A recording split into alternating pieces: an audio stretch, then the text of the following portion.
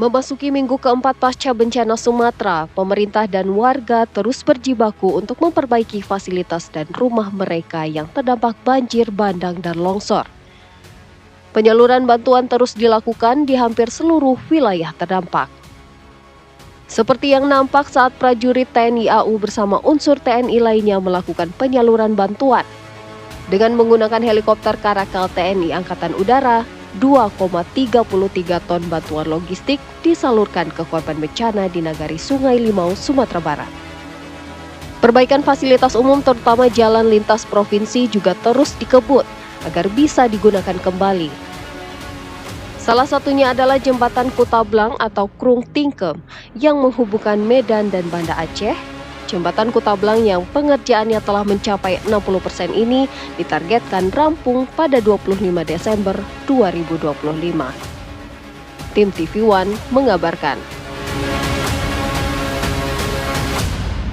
Kalau Anda mengoreksi kami bekerja, banyak kekurangan. Jadi mari kita bersama-sama beri kekuatan yang kena bencana, beri kekuatan kami yang bekerja. Ya, jangan sedih anggota itu, sudah bekerja siang malam. Malah dibilangnya pengerahannya enggak ini. Bagaimana rasanya Anda coba kalau di posisi itu? Bukan saya, anggota saya. Kehujanan tengah malam betul seperti itu. Terus dibilangnya lambat. Ya, jadi tolong yang seperti ini, kita harus kompak bernegara. Peran Anda luar biasa media. Bangkitkan moral masyarakat, bangkitkan kami yang bekerja. Bukan kami, anggota kami. Jadi kalau ada di antara saudara-saudara yang dianugerahkan Tuhan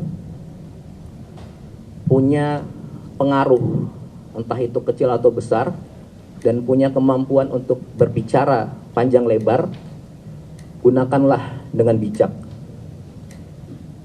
Bukan sebaliknya, memperumit. Sampaikan pernyataan dan pertanyaan yang bijak. Jangan menggiring-giring seolah pemerintah tidak kerja. Petugas-petugas di lapangan tidak kerja. Di sini semua butuh kerjasama, kekompakan, energi positif. Banyak kok yang datang, betul-betul niat bantu, sampaikan ke petugas, Pak di sana kurang, di sini kurang. Ayo kita sama-sama Pak, saya ada ini, kayak gitu. Ya, karena kan memang ramai nih diperbincangkan di media sosial kan soal penanganan dari bencana ini gitu. Karena relawan juga banyak kan yang menuju ke sana. Salah satu yang poin bisa saya ambil adalah tadi Saska bilang bahwa ya memang mungkin pemerintah ada kekurangan di sana. Tapi dibutuhkan bantuan dari masyarakat untuk memberitahu titik mana yang masih kurang, titik mana yang berlebihan supaya penyebaran dari bantuan ini bisa merata dan benar-benar tepat sasaran. Betul, gitu. Seperti judul besar kita juga dalam dialog kali ini kan, bergerak bersama pulihkan bencana Sumatera. Langsung saja sudah hadir bersama dengan kami di sini ada sejumlah narasumber, ada Mas Timothy Ivan Triono, staf khusus dari KSP, kemudian ada Mas Tri Andika, pengamat politik Universitas Bakri, dan juga Mas Rido Marpaung, VP Operation Binokular Big Data Analytics. Selamat pagi, Bapak-bapak. Selamat pagi semuanya. Ya, Mas Risa. Langsung nih, ya. Mas Ivan nih. Catatan udah banyak nih gitu. Nah tuh.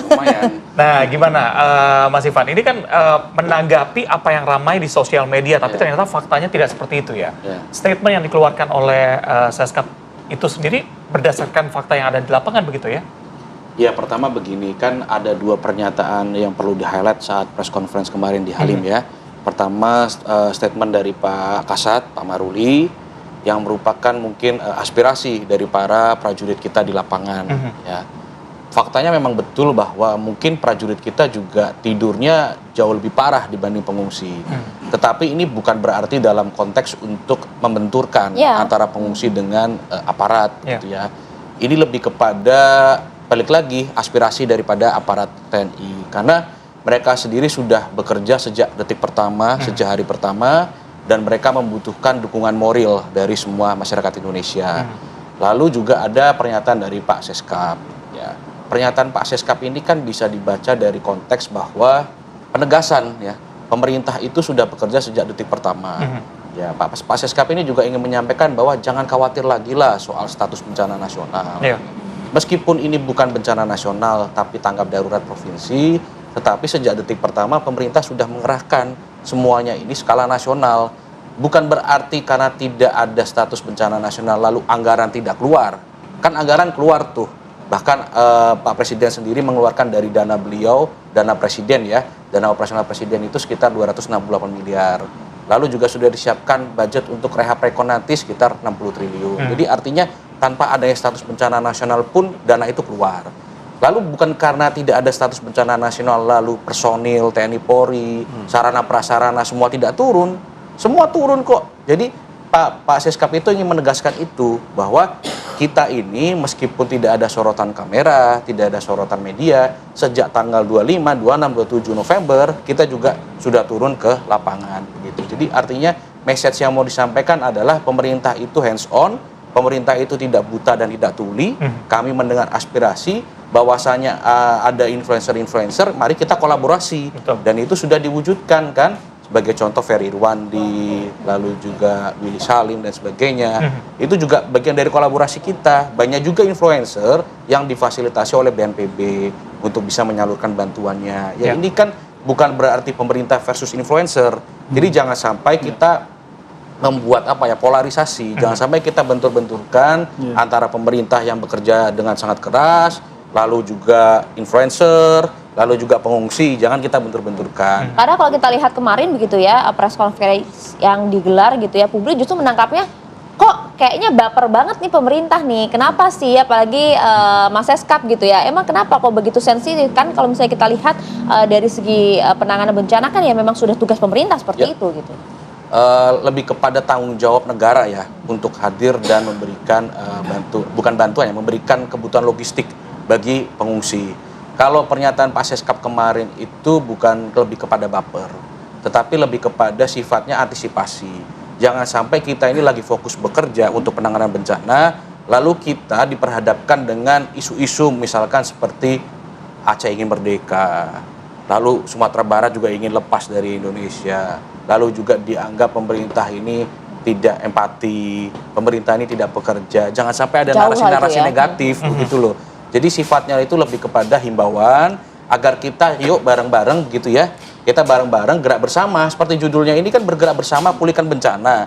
Jadi artinya kita janganlah fokus pada isu-isu yang tidak relevan dengan penanganan bencana. Anda melihat ada yang sengaja menggoreng isu itu? Dan itu kan juga sudah ditegaskan oleh Pak Presiden bahwa sepertinya ada yang tidak suka apabila Indonesia bisa menangani sendiri penanganan bencana di dalam negeri. Ya, itu sudah disampaikan oleh Pak Presiden pada saat sidang Kabinet Paripurna. Jadi kita mari bersama-sama fokus dulu pada penanganan bencana ini. Penanganan bencana ini kan juga masih terus berjalan.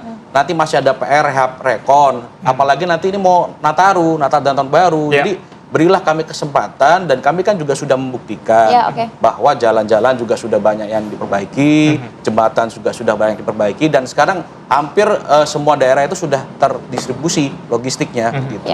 Oke, ini yang cukup menarik juga faktanya ternyata di media sosial ini cukup berbeda ya. Kalau ada yang bilang ini mau mencoba untuk membenturkan kedua belah pihak, tapi tidak seperti itu ya Bang Ridho ya. Data yang kami dapatkan ini ternyata 59% sentimennya justru netral ya, dibandingkan dengan negatif. Mungkin Anda bisa jelaskan ke kami. Iya, baik. Dari pengamatan binokular ya, khususnya untuk konversi kemarin, memang netizen banyak melihat ini dari sisi netral. Dan berarti satu sisi kita mengapresiasi, terima kasih buat pemerintah yang sudah banyak melakukan penanganan di Aceh, Sumatera Utara, dan Sumatera Barat. Dan di sisi lain kita juga melihat bahwa adanya narasi-narasi yang seolah-olah membenturkan antara pemerintah dengan hal-hal yang sudah dilakukan oleh para influencer di lapangan. Nah itu sebenarnya sangat disayangkan, karena justru para influencer itu mencoba untuk mengemukakan data di lapangan. Di samping itu juga untuk media mainstream khususnya ya, seperti TV One dan media-media lain, itu maksudnya adalah mengemukakan ini loh yang terjadi di lapangan gitu. Jadi dari sisi netizen kita coba untuk objektif, dari sisi pemerintah kita mengapresiasi, dan di sisi lain juga kita melihat bahwa jangan sampai pemerintah baper gitu loh untuk menyikapi hal-hal yang muncul, data-data yang muncul atau fakta-fakta yang muncul di media sosial. Itu yang kita sampaikan. Dan juga tadi karena ada dua pernyataan ya yang mengemukakan di media sosial, khususnya pertama untuk Pak Seskap ya, Pak Teddy Indra Wijaya. Nah, memang untuk pernyataan Pak Teddy ini banyak sekali mendapatkan reaksi yang negatif ya, karena dianggap defensif, ya dianggap juga baper, dan juga pemerintah diminta untuk ya membuktikan dengan realita kerja di lapangan dibandingkan dengan meminta ini dan itu, jangan menggiring opini dan sebagainya seperti itu. Dan di sisi lain pernyataan dari Kasat ya Pak Maruli justru mendapatkan banyak hal yang positif ketika beliau mengungkapkan kekurangan-kekurangan yang ada, dia mengakui hal tersebut, dan beliau juga mengungkapkan bahwa faktanya bahwa TNI itu di hari pertama sudah ada di lapangan, dan masyarakat juga melihat hal itu. Dalam video-video yang muncul juga ketika menyalurkan bantuan, kita melihat ada baju-baju coklat di situ ya, baju loreng hijau di situ. Jadi realitanya memang demikian.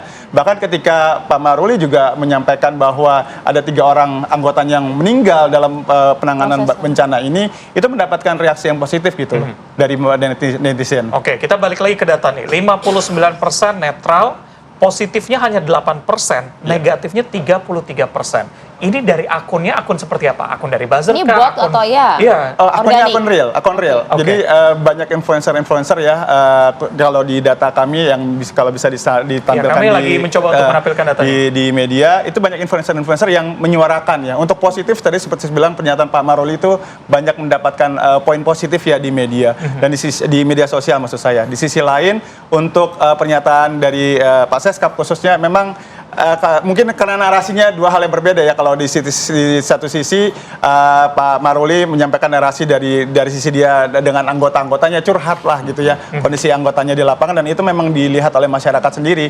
Dan di sisi lain tentunya dari Pak Seskap melihat ini dari koordinasi dari pemerintah baik di pusat maupun daerah. Nah ini yang memang banyak mendapatkan kritisi untuk sentimen negatif karena dianggap defensif, baper dan sebagainya sih gitu. Iya, itu dia yang menarik karena saat ini kan memang semua fokusnya adalah kepada penanganan bencana gitu ya, bergerak bersama di sana, para relawan juga kemudian juga hadir di sana. Tapi Mas Andika, Anda melihat memang ada benar ya yang sengaja gitu untuk memainkan isu ini demi kepentingan pribadi? Ya tentu pasti ada ya. Bencana itu seringkali dijadikan sebagai panggung politik. Apalagi kalau kita sekarang melihat kita ini hidup di era kalau nggak posting maka nggak ada. Gitu kan. Betul. Eksistensi kita itu ditentukan salah satunya oleh mata uang postingan di sosial media. Tapi kalau kita lihat ya paparan dari Mas Ivan dan juga Pak Seskap serta belakangan kita lihat ya tentang mobilisasi resources yang negara lakukan, saya melihat bahwa kecepatan yang diprioritaskan oleh pemerintah itu kepada kecepatan operasional di lapangan, bukan kecepatan terkait dengan postingan di sosial media. Memang perlu diakui bahwa ada semacam gap komunikasi krisis yang pemerintah sudah lakukan dengan apa yang masyarakat belum lihat gitu ya. Apalagi kita sekarang hidup di era kecepatan itu penting, bukan hanya kecepatan fungsi untuk melakukan kerja-kerja penanganan bencana, tapi juga kecepatan memposting di sosial media dan itu bagian dari transparansi yang masyarakat bisa lihat kan. Tetapi saya melihat bahwa di sini pemerintah lebih mengedepankan ya fungsi ketimbang sensasi gitu. Dan saya sepakat ya bahwa di tengah situasi krisis seperti ini yang dikedepankan haruslah kerja-kerja sistematis, bukan sekedar postingan-postingan dramatis gitu. Nah, jadi kalaupun ingin diberikan catatan, kedepannya adalah bagaimana komunikasi krisis ini bisa dibenahi lebih optimal. Nah tadi karena ternyata dari analisis media sosial justru lebih terlihat defensif di media sosial. Gimana Anda lihatnya? Ya, saya melihat bahwa itu? potret defensif itu dikarenakan pemerintah berupaya untuk menyampaikan apa-apa yang sudah dikerjakan di lapangan yang selama ini tidak terekspos di media. Sehingga hal itu perlu disampaikan. Tetapi sebenarnya masyarakat maunya adalah ketika bencana itu terjadi langsung pemerintah yang sudah kerjakan di lapangan itu bisa diangkat di media. Tetapi secara teknis menurut saya itu satu hal yang sulit dilakukan karena prioritas ketika bencana itu terjadi adalah menangani situasi di lapangan, bukan sibuk melakukan postingan di sosial media ya. Nah sehingga dalam hal ini menurut saya yang perlu dibenahi sekalipun adalah komunikasi ataupun bidang-bidang di dalam pemerintah seperti Komdigi barangkali yang memiliki infrastruktur KSP, KSP gitu ya, untuk menyampaikan apa yang sudah dilakukan di lapangan kepada masyarakat secara lebih cepat gitu ya. Karena ya kita hidup di era kecepatan informasi gitu ya. Oke, Mas Ivan juga jadinya buah si malakama nih. Mau nampilin yang cepat nanti dibilangnya ada pencitraan. Tapi nggak menampilkan faktanya sebenarnya berbeda begitu. Serba salah begitu ya. Nanti kita akan bahas usai jeda, tapi nanti kita juga akan ajak pemirsa untuk update bagaimana kondisi terkini di sana bersama dengan rekan-rekan kami yang siap melaporkan langsung untuk Anda. Sebelumnya kita akan jeda terlebih dahulu, tetap bersama kami di Apa Kabar Indonesia Pagi. Ya, Anda kembali di Apa Kabar Indonesia Pagi, pemirsa. Sebelum kita lanjutkan diskusi ya, Bapak-Bapak, kami coba ajak Anda dan juga pemirsa untuk melihat langsung kondisi di lapangan seperti apa. Sudah ada rekan-rekan kami di wilayah Tapanuli dan juga kemudian rekan kami di Aceh Tami yang langsung pertama kami ajak Anda ke Aceh Tami yang ada rekan kami Alvin Saputra di sana. Alvin, pagi hari ini kondisi seperti apa?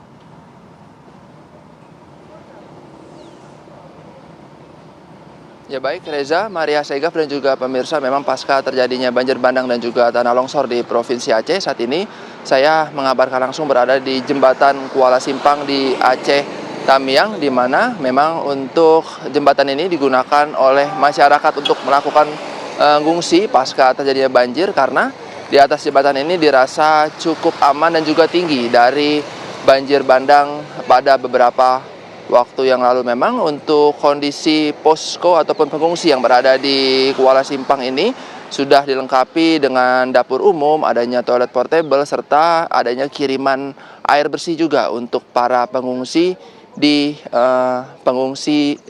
jembatan Kuala Simpang ini. Dan ada pun dari para masyarakat sini sudah hampir 20 harian tinggal di pengungsi di jembatan Kuala Simpang ini. Memang dari masyarakat sendiri masih mengeluhkan masih belum nyalanya listrik serta internet masih yang belum stabil, sehingga dari masyarakat masih kesulitan untuk menghubungi sanak saudaranya, serta di malam hari masih menggunakan genset untuk menerangi lampu di posko ini. Namun untuk bantuan sendiri di pengungsi jembatan Kuala Simpang ini setiap harinya memang dikirimi bantuan dari pemerintah maupun relawan yang melewati jembatan ini. Namun untuk kehidupan di Kuala Simpang sendiri, dari masyarakat sendiri masih melakukan bersih-bersih rumah mereka, karena pasca terjadinya banjir bandang, rumah mereka terdampak cukup parah, ada yang rusak hingga terendam lumpur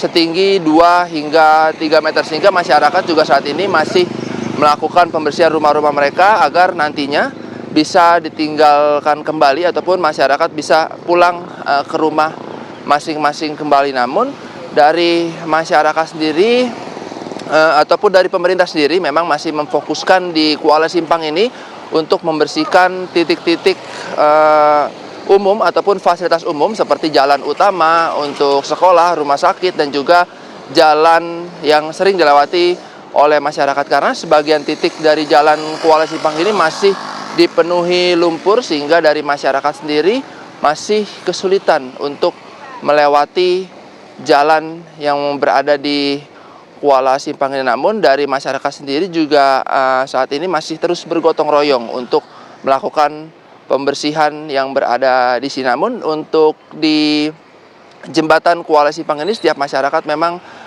terus membangun tenda-tenda darurat untuk masyarakat yang masih tinggal ataupun masih tinggal di pinggir-pinggir, karena rumah mereka yang rusak akibat banjir bandang dan juga tanah longsor. Sementara Maria Segaf, Reza, kembali ke studio. Ya, kita bergeser ke Tapanuli Tengah bersama dengan Syaren Situmorang. Syaren, kondisi terkini di sana pagi ini seperti apa? Baik, selamat pagi Reza dan Maria di studio. Baik pemirsa, saat ini saya tepat berada di jembatan Sigotom di Jalan Kumala Tambunan, Kelurahan Tuka, Kabupaten Tapanuli Tengah, Sumatera Utara. Dan dari sini saya bisa mengabarkan bahwa memang pagi ini cuaca di Kabupaten Tapanuli Tengah cerah dan aktivitas masyarakat biasa berjalan seperti biasanya, tapi mereka memang belum bisa melakukan aktivitas seperti biasa, misalnya ke sawah, kemudian atau ke ladang, karena memang persawahan mereka ini yang tertimbun lumpur dan tanah, baik itu juga kayu-kayu gelondongan. Tapi Reza dan Maria, saya mau perlihatkan bagaimana hasil normalisasi yang sudah dilakukan sekitar seminggu yang lalu di kawasan jembatan Sigotom ini di Jalan Humala Tambunan. Dan memang hasil dari normalisasi yang dilakukan bisa seperti ini, warga sedang berada di kawasan ini, dan lebih dekat saya akan memperlihatkan bagaimana kondisi terkini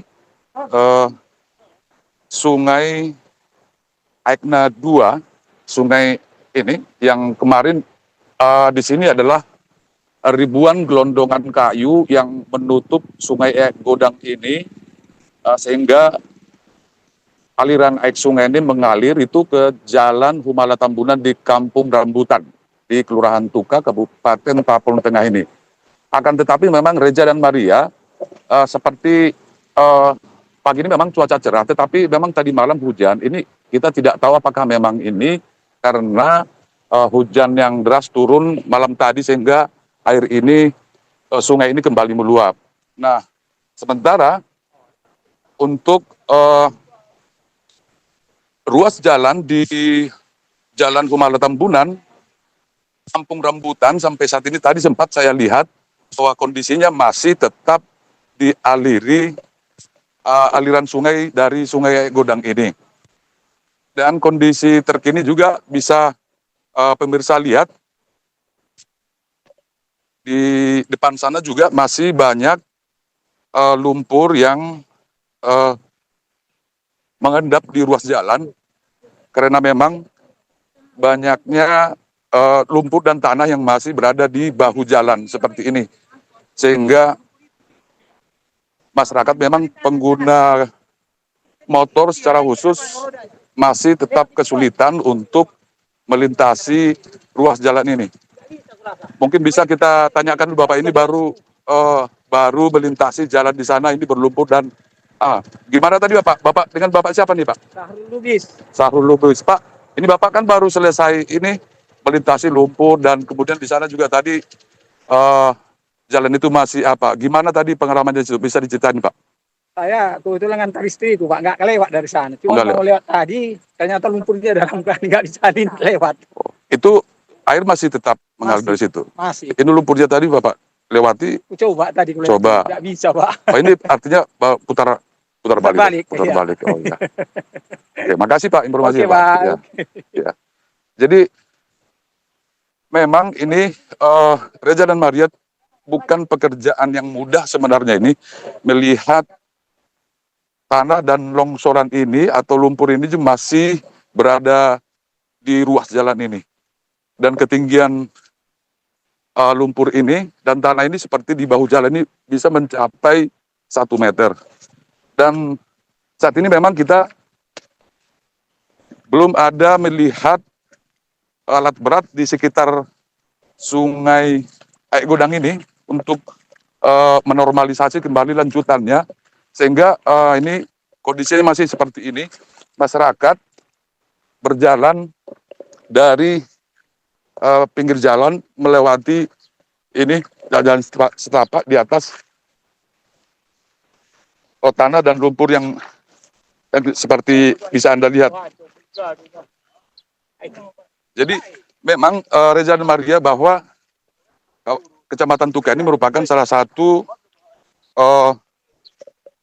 kecamatan yang memang masih sangat cukup penanganan serius, seperti bisa juga ini saya perlihatkan rumah-rumah. Baik, terima kasih Syarian belum... Situmorang melaporkan langsung dari Tapaluni Tengah, dan sebelumnya ada rekan kami Alvin Syaputra yang melaporkan langsung dari Aceh Tamiang. Rekan-rekan terima kasih banyak, selamat kembali bertugas dan selalu berhati-hati ya. Mas Ivan, tadi kita bahas sebelum jeda, seperti buah si malakama bagi pemerintah begitu ya. Tadi kita lihat laporan langsung juga, rekan kami Syarian juga menjelaskan bahwa ini bukan PR yang mudah untuk proses pasca bencana begitu ya, lumpur masih tinggi. Lalu bagaimana, apa yang akan diambil oleh KSP untuk memastikan bahwa komunikasi tetap berjalan lancar tanpa masyarakat melihat ini secara defensif begitu? Ya, pertama tentu kita berduka terhadap peristiwa bencana ini. Ini duka kita semua, ini duka saudara sebangsa dan setanah air. Tapi kalau tadi disampaikan bahwa ini adalah pernyataan baper, rasanya tidak. Ya. Pasca itu kan menegaskan bahwa pemerintah ini bekerja sejak detik pertama. status bencana nasional itu tidak menjadi masalah gitu ya. Dan juga Pak Seska memberikan himbauan agar kita semua yang diberi anugerah punya pengaruh baik kecil atau besar, itu ya kita menyampaikan hal-hal baik. Kan hidup ini akan jauh lebih bijak kalau kita menyampaikan hal baik tanpa juga kita perlu menjelek-jelekan orang ya. Menyampaikan sesuatu hasil dari pantauan di lapangan, menyampaikan bahwa ada korban bencana yang belum didistribusikan logistiknya, itu tentu penting dan itu dibutuhkan juga oleh pemerintah. Tapi jangan membenturkan. Tetapi bukan berarti gitu ya? kita defensif dan jangan berarti pemerintah ini dibenturkan dengan pengungsi gitu ya. Dan memang begini, komunikasi itu kan hilir ya. Hulunya ini adalah kebijakan. Tetapi hilir ini menjadi instrumen yang penting ya. Kalau tidak dikomunikasikan, kalau tidak disampaikan, maka apa yang dilakukan oleh pemerintah itu tidak dilihat oleh masyarakat. Atau minimal begini, pemerintah itu dinilai tidak bekerja seperti yang beredar kan. Nah, tetapi komunikasi ini juga harus disampaikan dalam terminologi khusus, dalam mekanisme khusus supaya tetap kita menimbulkan empati. Itu dia. Lalu kalau tadi disampaikan bahwa ini bukan pekerjaan mudah, itu tentu sesuai dengan pernyataan Pak Presiden bahwa kita ini tidak punya tongkat Nabi Musa. Artinya kita pelan-pelan ya. Saya ingin memberikan sebuah ilustrasi bagi teman-teman semua bahwa jalan nasional yang rusak itu 2058 km atau setara dengan 2 kali panjang tol Trans Jawa.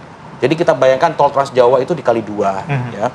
Kita ambil jembatan nasional yang rusak itu 2.537 meter dari 33 jembatan. Itu setara dengan 12 jembatan merah Surabaya. Jadi kita paham ada jembatan merah di Surabaya itu dikali 12 panjangnya. Jadi bayangkan kerusakannya itu memang begitu parah, tetapi ini bukan menjadi faktor yang membuat pemerintah itu menyerah. Ini kita ingin memberikan penjelasan kepada masyarakat, tolonglah beri kami waktu, beri kami kesempatan, baik pemerintah pusat, pemerintah daerah, TNI, Polri, BNPB, Basarnas, dan juga relawan tentunya, untuk kita bergerak bersama, dan untuk kita cepat, memperbaiki dan bergerak cepat begitu loh. Kan kita ambil contoh begini, misalkan jembatan Tepin Mane di Aceh, itu kalau orang normal bangun jembatan Beli itu 4 minggu, tetapi oleh aparat kita, oleh petugas kita itu bisa selesai dalam 6-7 hari. Itu kan artinya pemerintah sudah bekerja dengan sangat cepat. Lalu berkaitan dengan Huntara dan juga Huntap, itu idealnya Huntap dibangun pada tahap rehab dan rekon. Jadi sekarang fokusnya pada Huntara. Tetapi oleh Pak Presiden diperintahkan agar Huntara dan Huntap ini berjalan secara paralel begitu. Akhirnya kemarin juga sudah dilakukan groundbreaking oleh Pak Menteri Perumahan. Dan perlu disampaikan bahwa 2.603 Huntap yang dibangun ini tanpa menggunakan APBN Rp1 pun. Begitu. Jadi artinya apa? Gerak bersama ini betul-betul kita lakukan, solidaritas masyarakat itu betul-betul kita butuhkan, dan aparat kita di lapangan itu juga membutuhkan dukungan moral dari masyarakat Indonesia. Data-data ini kan juga sebenarnya masyarakat perlu tahu ya. Betul. Tapi apakah harus berisik Mas Andika di media sosial terkait dengan kinerja capaian dari pemerintah kita? Atau baiknya sebenarnya seperti apa? Persepsi lambatnya terhadap kinerja pemerintah, saya pikir dalam konteks bencana bukan hari ini saja. Di bencana-bencana sebelumnya pun seperti di tsunami Aceh juga muncul persepsi seperti ini. Saya bisa memahami karena dalam kondisi bencana, ya, kerja-kerja berat itu terkadang sulit untuk dipublikasikan, sulit untuk didokumentasikan. Kalau tadi lihat di lapangan misalnya bagaimana membenahi jalanan ya ketika ada aparatur negara di situ, entah itu TNI, Polri, satu sisi harus segera menyelamatkan yang menjadi korban, sisi lain sulit untuk mendokumentasikan. Sehingga saya bisa paham bahwa selalu ada gap komunikasi dalam setiap peristiwa bencana gitu ya. Tetapi di sisi lain memang bahwa narasi publik, persepsi publik harus tetap dijadikan sebagai koreksi ya. Sejauh itu koreksi saya pikir pemerintah akan menerimanya. Bukan delegitimasi negara gitu ya. Kalau koreksi kan titik ini belum disalurkan, bisa koordinasi dengan pemerintah menyalurkan. Itu saya pikir satu bentuk kolaborasi yang positif ya. Tetapi kalau sampai mengarah kepada delegitimasi negara, saya pikir itu juga sesuatu yang berlebihan. Sebab menilai kinerja pemerintah hanya dari viralitas itu juga menyederhanakan satu proses yang kompleks gitu. Nah, di sini menurut saya ya di situasi bencana seperti ini akan terlihat siapa yang memainkan ini sebagai satu panggung politik, siapa yang memang benar-benar ingin mengkoreksi kinerja pemerintah. Itu dua hal yang berbeda sekali. Oke, Mas Ridho, terakhir singkat saja ini pola komunikasi seperti apa untuk meningkatkan, kalau tadi komentar positifnya baru 8%, respon positifnya supaya lebih tinggi dari negatif atau netralnya begitu, gimana? Maunya seperti apa sih?